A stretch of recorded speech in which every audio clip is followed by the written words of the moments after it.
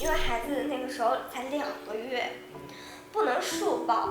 然后我跟他说过一遍，他妈妈不听。你有跟你老公沟通过这个事情没有？沟通过，我把这件事情跟他说了，他回来没给我一个结果。我产后2个月，我也很自卑，身材变成这样子，去找工作，人家就很直白的就说你不合适。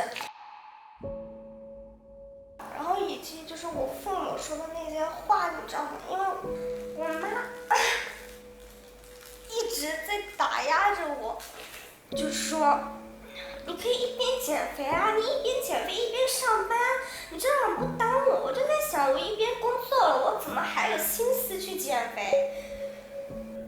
你跟老公讲了没有了？就是你这个心里不开心的事情，这一次。我昨天晚上喝完酒，给他打电话，跟他吵了一下。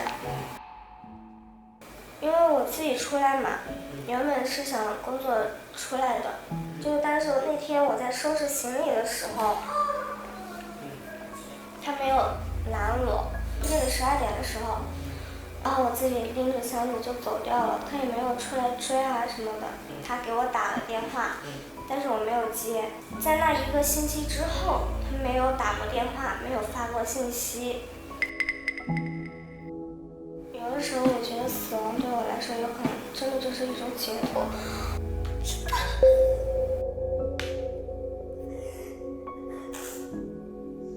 好了，稍微缓一下啊，好吧？